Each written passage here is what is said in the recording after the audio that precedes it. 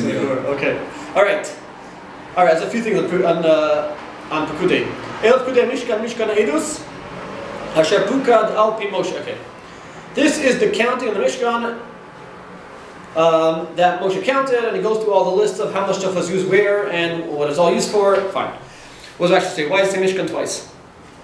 Why doesn't it say this is a counted Mishkan or Elif Pekudei Mishkan Edus? Why HaMishkan Kal Mishkan Edus?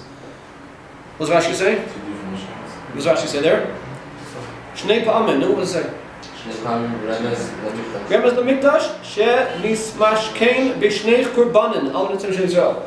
Why mention twice? Because the temple will be destroyed twice. Oh, wow. Okay, so what does mashkon mean? What's a mashkon?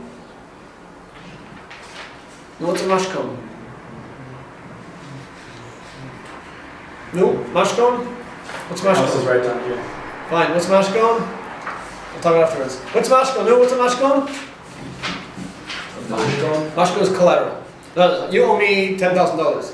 Really owe me more, but whatever, let's say $10,000. So I take your car as a collateral. If you don't pay me back, I keep the car. You pay me back, keep back the car. So the car is what I'm going to collect when you have a debt, and you don't have the cash to pay me. That's called mashkon. God has the Beit HaMikdash as a mashkon. If Klal Yisrael, Chas v'Shalom, incurs a debt, God has to collect. So therefore, if the Beit HaMikdash is standing, God takes the Beit HaMikdash as collateral for Klal Yisrael. That's what we have in the Gemara. No, Mizmor le, what do you have in the Gemara? Asaf. Asaf. Mizmor le Asaf. Why is it a Mizmor? You know, remember the story? With in our Gemara Tosfos? No, the Gemara itself. Why? What's Mizmor le Asaf? Who was standing there? No, you forgot already. You want to give his father a drink? Yeah, this okay. Tosfos explains it. Okay, great. Tosfos talks about it. Great. The Gemara itself is the story. So why is it Mizmor le Asaf? Why is it a Mizmor? Should we kill Asaf, right? What's the Gemara say? Why is it Mizmor? Because God saved Klal Yisrael by destroying the Beit HaMikdash. So now there's Klal Yisrael owed God a debt based on the severus. So God's like, I have to collect. They do tshuva, that's great. Don't do tshuva, I have to collect. So what am I going to collect from? You have Beit HaMikdash. That will cause damage. That will cause everything it causes. I'll take the Beit HaMikdash away. That's a Mishkan. So if it says Mishkan twice you can take it away. Okay. I want to ask you a question. Now, we're talking about building the Mishkan. Right? We're talking about here's where the materials were used, and here it's put together, the gold, the silver, and they're going to put it together now. By the way, it's going to be destroyed twice. What now? That's what you have to talk about. And like the first day, you got to talk about how it's going to be destroyed 2 times. It's only going to be destroyed twice. Only twice. Really, it should be 5 times. Guys like only 2 times. He's only 2 because only 2 existed. What is God telling us at the beginning of the thing? It's like, let us, like, B'shas chedva chedva, where times of happiness, talk happiness. Times of problems, we'll talk problems. Purim's coming, you don't talk about Eicha. Doesn't go together. What are you doing Eicha in the middle of the celebration over here for? Should time of when we're excited to build a Mishkan. And like, ask God has advice. It's like, a person gives birth to a boy, right? Come over to him, I get a mazel tov, I had a boy last week, right? Because wow, that's so exciting, one day he's going to die. Please don't do that, you know what I mean? It's like, what's gonna, by the way, Mishkan, not twice will die, Mishkan twice. And nothing else to talk about. Well, what's at the very beginning? What's Pshat over here? Pshat like this, is God telling us we're going to do Averas? Pretty much. Not necessarily. Ramban says, God doesn't say in the Chumash, we're going to do Averas, it's a free choice. Pshat over here is, it's almost like a thread. If you do it, you're going to lose it. He knows we're going to do it. That could be he knows, but he won't tell us you're going to do it because we can change it. So why is it going to do it twice? So Pshat is that it could happen.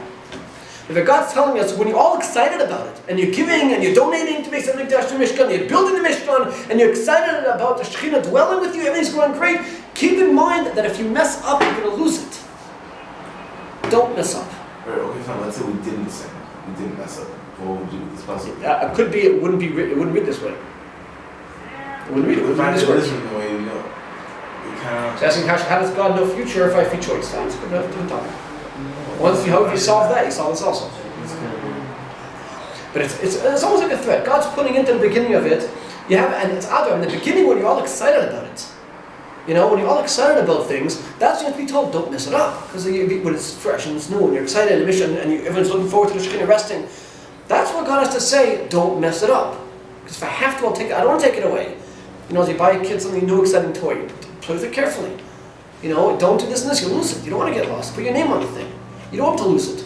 Here, God is not pshat that God is, by the way, he's going to die soon. That's not what I'm doing. The pshat is that God is telling us in the very beginning, don't do things when you're all excited and you want to keep it. Don't do things that are chashon going to mess it up. Okay, next. The Gemara goes through, the Psukim go through what Moshe did and everything. The Gemara says that Moshe Rabbeinu gave an accounting of all the silver, all the gold, all the copper, all the materials that were used, where everything went. Where everything was in the Mishkan, those Pasha checked the books, everything was used for something, nothing was lost, nothing was taken, everything's where it's supposed to be. The Midrash says that Moshe got nervous because a certain amount of material, I think it was, if I remember correctly, it was the copper, that he couldn't find. It was lost. And he went over it, and he didn't know where it went. Until finally, God helped him out. And he realized it was an area that was concealed in the Mishkan, and the hooks which are connected to Yerios, that's where the missing things were, and he felt calmer, he gave all the stuff over. Shlosh says an interesting thing. What was he worried about? Moshe Rabbeinu, building the Mishkan, with the Shekhinah. What is he worried about if he can't make a proper accounting of all the silver and gold and everything else? What is he afraid that will happen? He makes an accounting, all the gold, missing a certain amount of copper. So what's going to happen? So the Kaplan is going to complain to Moshe. Moshe, you lost our stuff. You stole our stuff. Why wouldn't you care for their stuff? He's going to complain. They talk about Moshe Rabbeinu. He's the one who's going to bring the Shekhinah into the world with the Mishkan. Afal Pichein, he still wanted to make sure no one had any questions on what he was doing. Clean. And he went to depth. He went to extent to show, no, it's okay. I found everything. Everything's accounted for. So Shlosh says, Kal v'chomer, ben b'no shel kal v'chomer, 1,000 times over to us. A person has to conduct himself in a way, it can't, that's fine, it's fine. It's not fine. People might question, people might wonder. You have to act in a way that there won't be room for someone to question you, to someone to wonder what you're doing. Now here, what happens, you're going to say, he has mitzvah dan chavskos. You're right, that's his mitzvah. But your obligation is not to leave him room not to dan chavskos. You have to act in a way that is beyond question. That's how we have to conduct ourselves. If Moshe Rabbeinu did, Kol Shekin we have to do it. Okay, let me say one more thing, and then we'll go to Megillah. It says the Mishkan was a kapara for Chet Egel. Okay. What else was a kapara for Chet Egel? Famous. What other thing was a clearly kapara for Chet Egel? Dying in the desert. Okay, that's true. But what other part of the Chumash? What other mitzvah? What other? Paraduma. Rashi that talks everything connects. Paraduma is a card in the Chet Egel. It says, because I'll say that the mother will come clean up the kid's mess. The kid makes a mess, the mother comes clean it up. The Egel made the mess, the mother, the cow, the para, will come clean up the mess that the Kiviyachol as the Egel made. Mother in Paraduma atoned for Chet Egel. How is the Mishkan and Paraduma atoning for Chet Egel? So let's say Pshat. Very simple. We spoke already, what was Pshat? What did they do wrong with Chet Egel? We spoke about this a few weeks ago. What did the Maisa the Klai Yisrael do wrong in Chet Egel? They put God's name in his mouth to make it talk. No, we didn't say it like that. There's a medrash. If they get Klai Yisrael is held accountable. What is Klai Yisrael? What did they do wrong in Chet Egel? Now, again, I'm not going to go through the whole thing now. But they wanted Moshe Rabbeinu. They said no, the Moshe Rabbeinu. They want Dafka. The koach that God uses to lead them. Why it was an ekel, why it was gold, why the way he did it, we said the whole thing at the time. And they were correct. They were right in what they did. In the sense of, Elalech Yisrael, that's true, it was Elalech Yisrael, that's what happened. That took them out of Egypt. We went to the whole cheshbon, they had a good cheshbon. They were stuck, they have an answer. What did they do wrong? So that resulted, what should they have done differently? What should Klai Yisrael have done? They had a problem. They should have asked what to do. Because Moshe said, we're going up, we're going to the mountain. Aaron and Chor are here, ask them if you have a kasha. They should have asked what to do. They had the kasha, we said this in the past. They had the kasha, they gave an answer. You messed up. You have a kasha, ask. You have who to ask. Ask, don't make up an answer. How is Paraduma going to atone for that?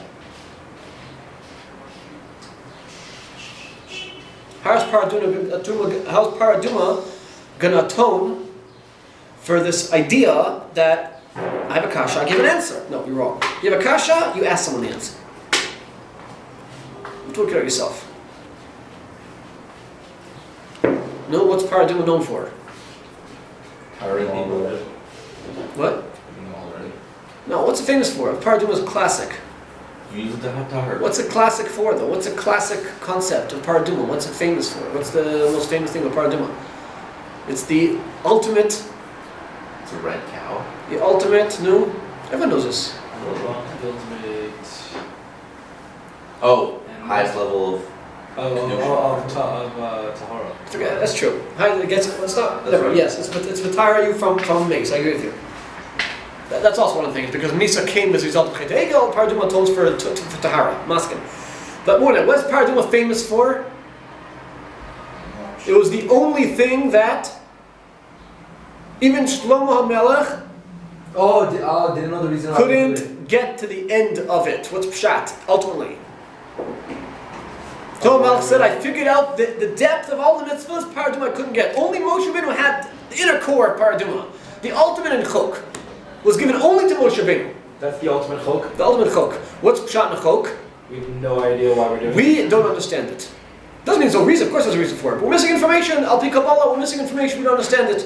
That's pshat in chok. You don't understand something, you ask. Don't start making up your own stuff. So how are you going to atone for that when you did wrong? I'm going to give you a mitzvah you're not going to get. Do it anyway. Without understanding it. Do what the right thing to do even if you don't get it. Ask for the answer. You don't have to make up, I'm stuck with a kasha, I'll come up with an answer even if you think it's a good answer. And the evidence says it's not such a bad answer. Chet was not a bad answer. It ended up being bad, but they should have asked what to do. But it's not a bad answer, but don't come up with it yourself. You can have a kasha and leave it like that. You can ask somebody else. You must come up with the teretz necessarily in a case like this, which it causes problems. Paraduma as you do because God said so. Finished. What pshat in the Mishkan also is like that. You find the whole last part of the Mishkan, take a look at the end of Pekudei.